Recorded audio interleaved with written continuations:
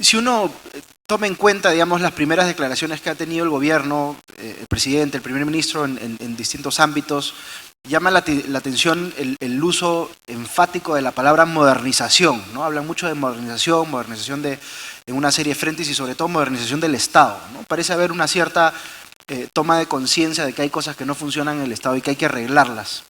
Ahora, en términos de cómo seteamos adecuadamente las expectativas, el gobierno tiene un lapso de 5 años por delante. ¿Cuán ambicioso se podría hacer en términos de modernizar el Estado? En el caso de los delivery units que tú mencionabas, Andrés,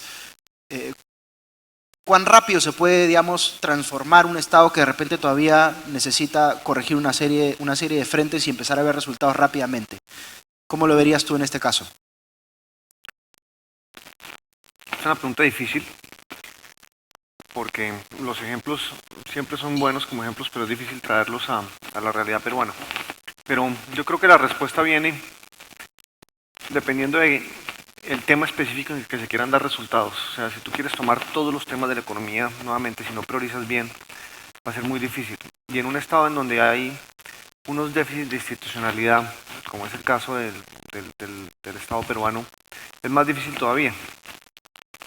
Aunque paradójicamente, también es cierto que al no haber cierta institucionalidad, una unidad de gestión a veces actúa más rápidamente. ¿A qué me refiero? Hablemos de 2 o 3 ejemplos y lo llevamos a la realidad peruana. En Brasil, educación. Brasil es muy grande, pero si tomamos un sector específico y una región específica como Minas Gerais, Minas es un estado que tiene unos 22 millones de habitantes y tiene unos 180.000 profesores. Entonces no debe estar muy lejos del tamaño del Perú, un poco más pequeño. Pero ellos se pusieron una meta en un tema específico, dijeron en educación. Nosotros quisiéramos que durante un periodo de gobierno el índice de calidad de educación medido a las pruebas estatales brasileras mejore significativamente. Y yo quiero traer ese ejemplo porque uno siempre piensa que en educación las reformas son a muy largo plazo y que toma toda una generación o 2 generaciones lograr el cambio. Y montaron un esquema de delivery como el que hemos hablado acá para ese programa en particular, afectando cerca de 2 millones de niños, afectando 180.000 profesores, afectando todas las escuelas de ingresos bajos del Estado. Cuando empezó el ejercicio, estaban en la posición número 7 en los indicadores de educación, en calidad de educación, siendo el Estado de Sao Paulo el número 1. A los 4 años eran el número 1. En 4 años pasaron del 7º al 1º. Y se han mantenido por los últimos 4 años ya como el número 1, sacándole mayor distancia en las pruebas al Estado de Sao Paulo. Y ese en un tema en el cual en teoría no vemos resultados en el corto plazo, sino tenemos que esperar 20 años para ver la transformación de calidad de educación. Bueno, pues no, sí se puede hacer. Entonces, es un ejemplo concreto que se puede hacer, como todo es difícil de replicar, pero el gran secreto estuvo en la capacidad de ejecución de una estrategia, que por primera vez no se quedó en el papel, sino se llevó a los salones de clase, se ejecutó con los profesores actuales. O sea, la respuesta del libro de profesores cambia a los profesores. ¿Cómo cambio 180.000 profesores? Son el stock de profesores que va a tener por esta y por la próxima generación. Van a estar ahí 15 años, yo no sé cuántos, 20 años. Tengo que trabajar con ellos y con ellos lograr una calidad de educación diferente en el salón. Eso es un delivery, como decimos en Colombia, de la Madonna. Complejísimo. Y se logró. ¿Por qué no se puede hacer en el Perú? Se puede lograr en los mismos plazos, siempre y cuando tengas el foco, los recursos y la tenacidad para sacarlo al otro lado. Cuando ya hablas de muchos otros temas, es más difícil, ¿sí? Porque vas dispersando los recursos que son pocos del Estado. Tal vez una última reflexión en eso. La gran mayoría de todos estos ejercicios de delivery o de lograr resultados en el Estado tienen que reconocer que el Estado no es Lima y mucho menos los ministros. Es una parte fundamental. pero la ejecución pasa en las calles. Este es un país urbano, pasa en las ciudades, pasa en los municipios. Hay que generar la institucionalidad en los municipios, hay que invertir agresivamente en generar capacidades en los municipios y lograr que se conecten. Temprano en la mañana, Liliana Rojas mencionó que hay una ventana de oportunidad para hacer reformas estructurales y que no es además una ventana que se extienda mucho en el tiempo y que hay cierto sentido de urgencia para actuar. Tú decías en tu presentación que las reformas no acaban con la publicación de la norma en el peruano, ¿no? Y es curioso que hayas mencionado después el caso de la ley Pulpín, porque la ley Pulpín, si no me equivoco, fue publicada y después se revirtió, ¿no? Y queda dando vueltas un poco este tema de la reforma laboral, ¿no? Lo que uno ve es que es difícil, digamos, abordar frontalmente este tema en los medios, en la discusión ante la opinión pública, porque es un tema que es muy sensible y que no se quiere tocar. ¿Cómo se le puede dar un framing adecuado, digamos, un marco de discusión adecuado a este tema para que la gente realmente entienda la importancia de hacer una reforma en el ámbito laboral?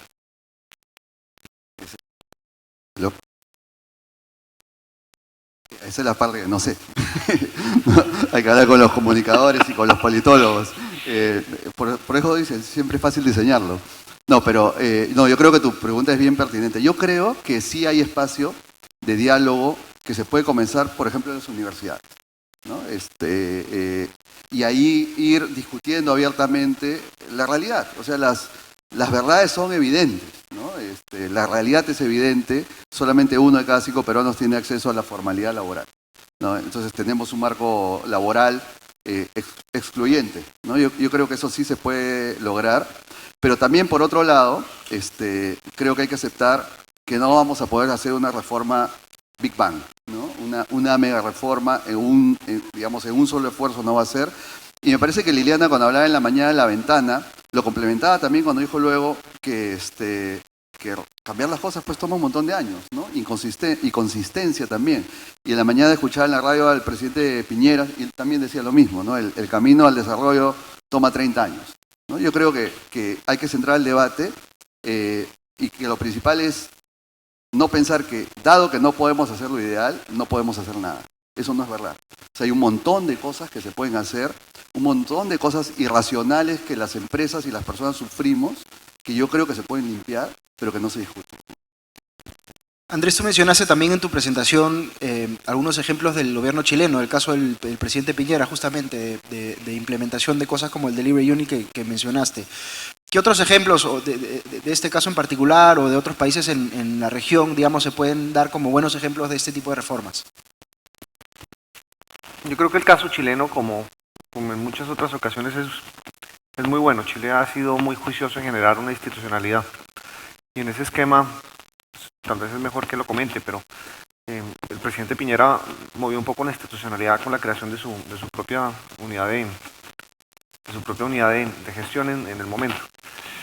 Es curioso, voy a hablar de algo que no tiene mucho que ver con la pregunta, pero que me parece interesante, y es, no siempre por tener la institucionalidad y por tener toda la estructura y tener los 10 pasos que yo les comenté, todo sale bien. Puede salir muy bien en la realidad, es decir, puede que yo sí logre los impactos, puede que yo sí logre el avance significativo, sea en educación, sea en seguridad, sea en salud. Pero muchas veces los problemas son más complejos de los que uno cree y toma más tiempo. Y los gobiernos tienen generalmente 4 o 5 años. Entonces a veces es ingrato también el sistema, porque uno hace lo correcto, pero políticamente no tiene los réditos. Ojalá la historia sí lo juzgue bien. Eso pasa mucho.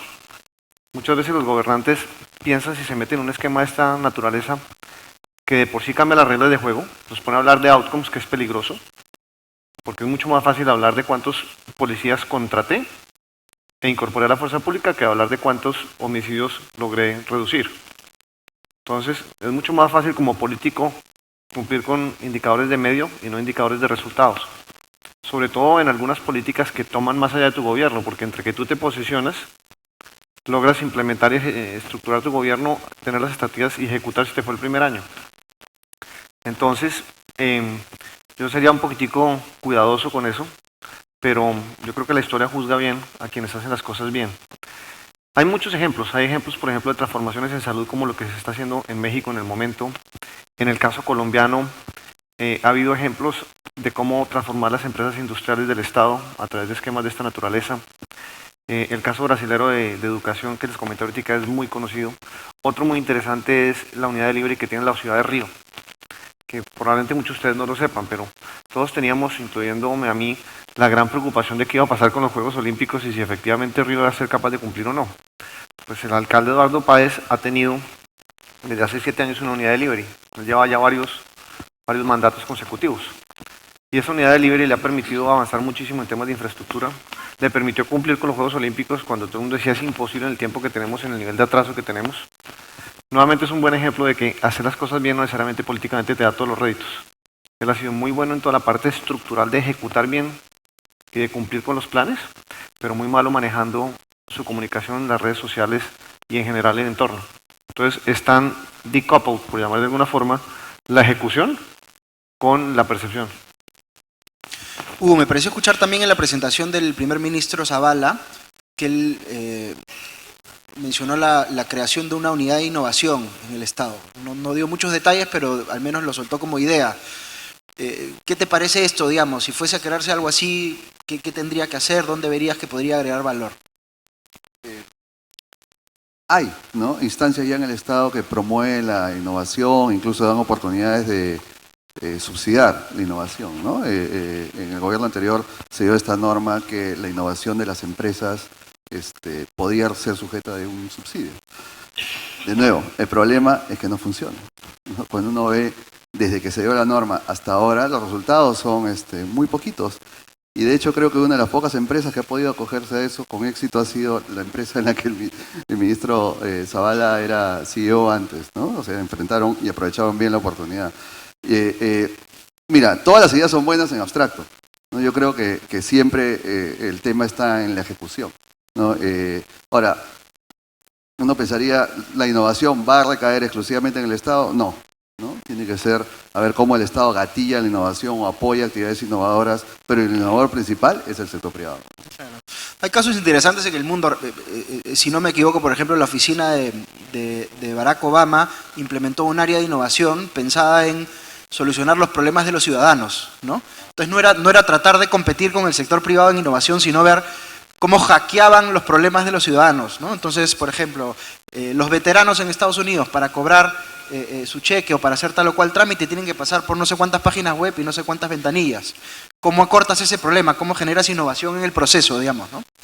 Ahí quería preguntarte, Andrés, también por la experiencia colombiana en términos de e-government, ¿no? Si no me equivoco, Colombia tiene un ministerio de TICs, ¿no es cierto?, de tecnología de la innovación y la comunicación. ¿Cómo se ha asumido este tema, digamos, y si se ha tratado de a partir de esto generar, digamos, un incremento en la satisfacción del ciudadano con los servicios públicos que le da el Estado? No estoy seguro. No estoy seguro si ha habido un incremento en la satisfacción. ¿Qué es lo que ha hecho el país? El país, y particularmente en el gobierno 1 de Santos, nombró, nuevamente hablando de las importancias del estilo y liderazgo, nombró a un ministro que venía del sector privado y que era un nerd en innovación, por llamarlo de alguna forma. Tipo, vivían todos los gadgets posibles y realmente le dio un empujón muy fuerte al país. Montó una estrategia que se llamó Vive Digital. Esa estrategia básicamente lo que buscaba era acercar la tecnología al ciudadano. Pero la primera gran realidad que se encontró es que el ciudadano no puede tener tecnología si no tiene banda ancha. O sea, si yo quiero que utilice todas las redes sociales y la digitalización y no tengo acceso a la red, pues es muy difícil.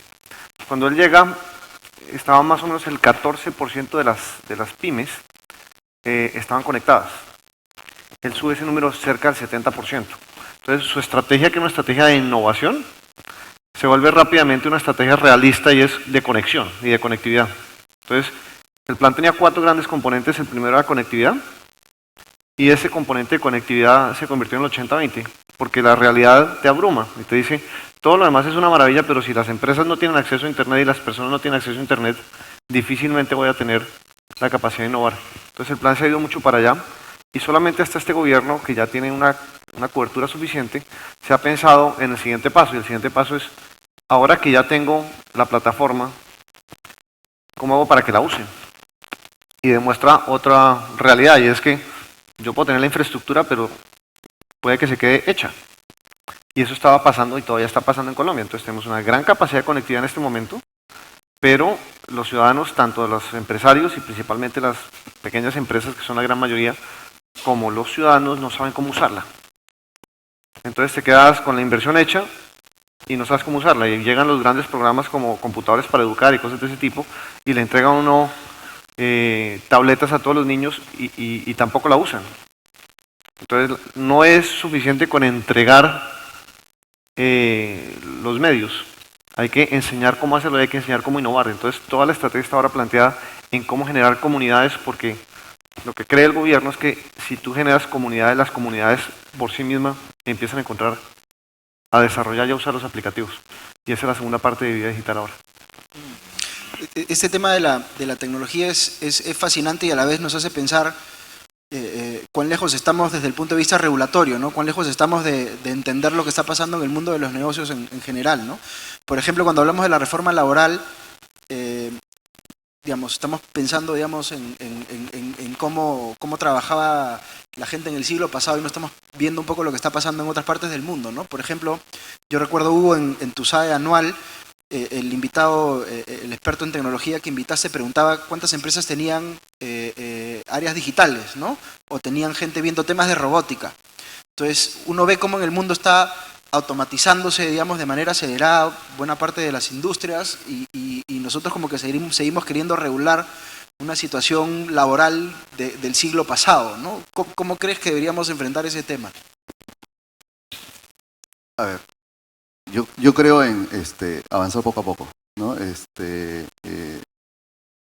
No sé si leen ustedes todos los jueves a Franco Yufra en el Comercio, no es publicidad. Él siempre comenta, y lo he visto, ¿no? El compendio de normas laborales tiene 150 páginas, ¿no? Entonces uno puede comenzar a mirar esas normas y comenzar a limpiar. O sea, hay varias cosas que tú dices que vienen de siglos anteriores, ¿no? En Apoyo siempre decimos que a veces muchas cosas requieren como un shock de sentido común, ¿no? Las normas laborales requieren un shock de sentido común. Hay cosas que simplemente uno las lee y son imposibles de cumplir. No sé, para alguien será posible. Normas sanitarias, normas del etiquetado de productos, ¿no? Entonces yo creo que con mucho sentido común se puede enfrentar eso. Ahora, ¿cómo enfrentar el futuro con modos de trabajo tan flexibles? Que creo a donde iba tu pregunta. Lo que sé es que con el sistema de normas vigentes no lo vamos a poder enfrentar. Sí, quisiera añadir un comentario sobre el impacto de la era digital que a mí me tiene muy preocupado. Entonces, no sé si los va a preocupar o no, pero por lo menos los va a compartir. Y es la evolución del trabajo. Es un poco teórico, pero creo que cuando un país empieza a pensarlo desde política pública tiene mucho sentido. Y es, nosotros vivimos durante los 2000 años que llevamos desde Jesucristo, por poner alguna época, 1900 de esos años, vivimos siendo una sociedad rural. ¿Sí? Aún antes de la Primera Guerra Mundial, los Estados Unidos en un 70%, 80% era una sociedad rural. Y realmente vinimos a transformarnos cuando nos fuimos a vivir a las ciudades. Nos fuimos a vivir a las ciudades y el proceso de urbanización del mundo ocurrió durante el siglo pasado y ocurre fruto de la revolución industrial. Ocurre la revolución industrial y la gente se mueve del campo a la ciudad. Y se mueve por varias razones. La primera, porque hay más oportunidades de trabajo. Antes, el que nacía pobre, moría pobre y su familia seguía pobre y todo el mundo seguía igual, y por 1900 años esa era la situación. Cuando pasas a las ciudades, se generan oportunidades distintas. La industrialización crea oportunidades de empleo y crea riqueza en ese proceso. Y segundo, crea socialización. Al crear socialización, antes conocías a tus primos que vivían en las casas de al lado, como todos vivíamos ahí confinados, todos éramos primos de todos. Pero te pasas a las ciudades, y en las ciudades la gente empieza a conocer más gente y empieza a explotar el crecimiento de la población. Y eso genera la riqueza en el mundo. Entonces realmente si uno mira los mapas de riqueza, de creación de bienestar y de riqueza, ocurren durante el siglo pasado. Durante los primeros 1900 años el mundo era igual de rico de pobre. Pero ¿para dónde voy con todo esto? Voy para el trabajo y las implicaciones en política pública. ¿Qué pasa cuando la sociedad deja de ser poco a poco rural? Pasa a ser urbana y pasa a ser industrial, principalmente, en pequeñas empresas. Y se empieza a generar empleo en la industria. Pero después de cierto nivel de desarrollo al cual nosotros no hemos llegado, ni Perú, ni Colombia, inclusive ni Chile, cuando llegas a cierto tamaño de economía, en PIB per cápita, la industria destruye empleo también. Y eso pasa país tras país, y lo podemos ver. Y eso pasa porque la industria se vuelve muy eficiente, tiene economías de escala, y utiliza la innovación, la industrialización, y entonces necesita menos gente. Entonces la gente migra a los servicios, y en los servicios se empieza a generar el empleo. Y cualquier sociedad avanzada hoy en día en el mundo tiene el 90% de sus empleos en el sector servicios. Porque no hay trabajo en el agro y no hay trabajo en la industria, más allá de la producción que tienen. ¿Dónde está el trabajo? En los servicios. Y ahora llega otro tsunami igual a la revolución industrial, se llama la era digital, y te va a pegar durísimo. Y en el sector de servicios está transformando la forma de hacer servicios, porque está digitalizando todo. Y ahora resulta que ya yo no necesito gente en un call center, porque un computador está siendo capaz de contestarme en cualquier idioma. Y no necesito secretarias, necesito menos abogados. Mucha de la gente que está en servicios está empezando a perder su trabajo, y la destrucción de empleo que se está dando en el mundo desarrollado con todo el proceso digital es altísimo en servicios. ¿Para dónde voy con la reflexión? ¿Para dónde va el Perú en la creación de empleo? Escucha ahorita al ministro. ¿Lo va a crear en la agricultura? Difícilmente, si le falta todavía es mecanización. En la medida que vamos mecanizando y aumentando la productividad, va a bajar el empleo en el campo. Y va a haber la poca migración que falta va a ocurrir, como ha pasado en el resto de países. Eso se llama desarrollo. ¿Va a estar en la industria? Sí, por un tiempo. Pero a medida que el Perú vaya aumentando su productividad, la industria no va a ser una fuente generadora de empleo más. ¿Va a estar en los servicios? Va a estar en los servicios. ¿Qué tipo de servicios? ¿Cuál es la industria de servicios? O el sector servicios, cómo se está desarrollando. Y si no lo planea uno, no va a tener las capacidades laborales para asumir los empleos que sí se crean en servicios. Y es una pregunta que no está típicamente en las agendas ni del ministro del Trabajo, ni del ministro de Hacienda, ni el de Planificación. No, sí, sin duda, nos salimos un poco de tema, pero... Qué pena. Por ejemplo, hace una semana se anunció, todo el mundo habla de los vehículos autónomos y que ahora no va a haber necesidad de tener choferes y tal, y lo vemos como, bueno, eso pasará en 20, 30 años. Hace una semana se anunció que Uber ya tiene su flota de vehículos, va a hacer taxis con vehículos autónomos en Pittsburgh. Es lo primero que está haciendo, digamos, de manera experimental, ¿no? La cantidad de empleos que se pueden perder, digamos, solamente por automatizar los vehículos es enorme, ¿no? Y lo mismo pasa en una serie de otros frentes. Claro, es un tema simplemente para pensar, si queremos, además de pensar en los temas de reforma laboral, si queremos adaptarnos un poco al mundo, ¿cómo vamos a adaptarnos a estas tendencias, ¿no? Los asiáticos lo están haciendo y la respuesta para ellos es un double dip en todo lo que son los SMET, estadística, matemática, information technology, etc. Sí.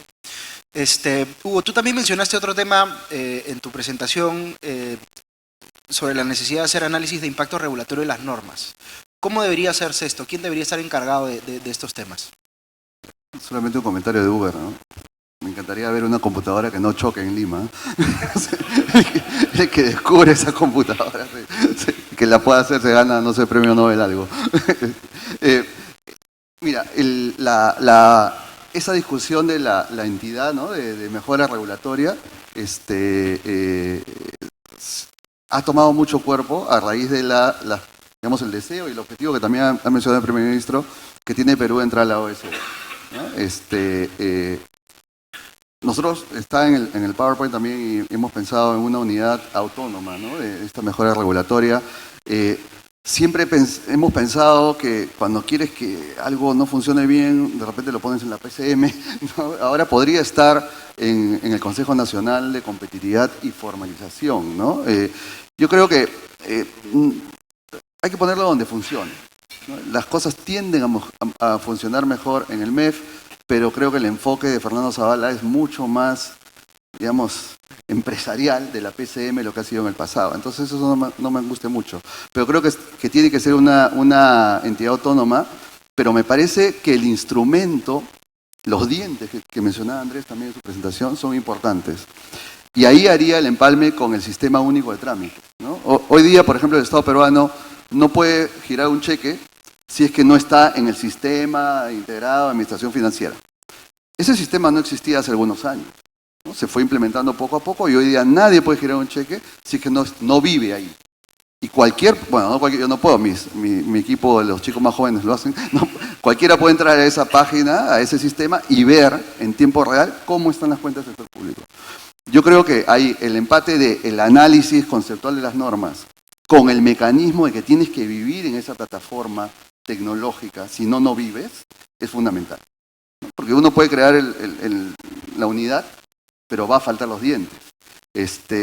Y nosotros los ciudadanos lo sufrimos eso todos los días. O sea, hay un sinnúmero de cosas que las municipalidades nos piden, por ejemplo, que son ilegales, ¿no? Los que tienen tiempo o suerte van al Indecopi, a la Comisión de Barreras Burocráticas, y el Indecopi para la gran mayoría de esas normas, no por irracionalidad, sino por ilegalidad.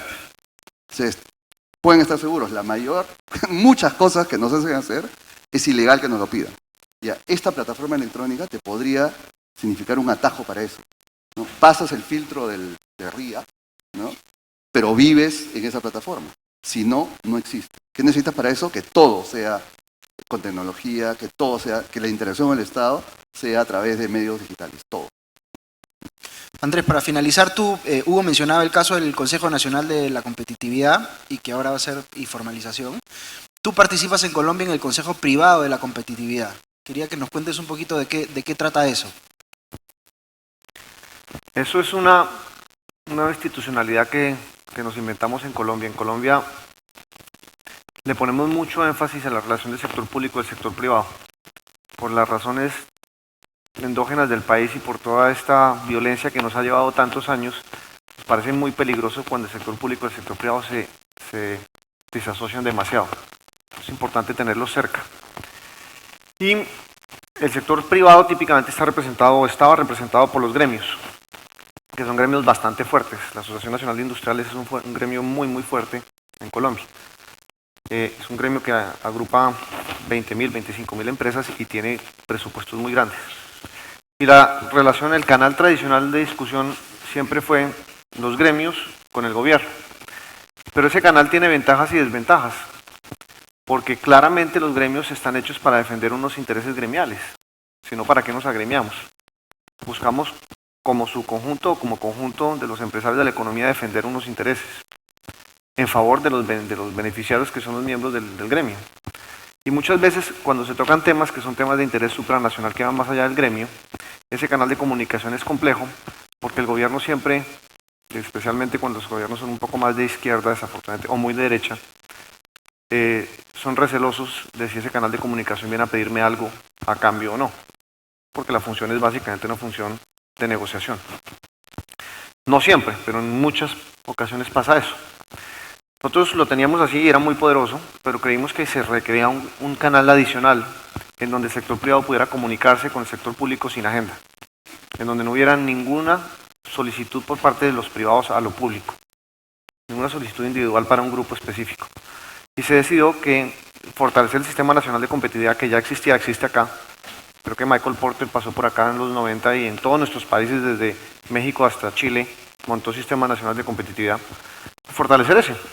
Lo que hicimos fue fortalecerlo, creando una secretaría técnica que tiene el sector público a través del Ministerio Nacional, el Ministerio de la Planeación, que es el DNP, y el sector privado a través de un ente nuevo que reúne a un grupo importante de empresas.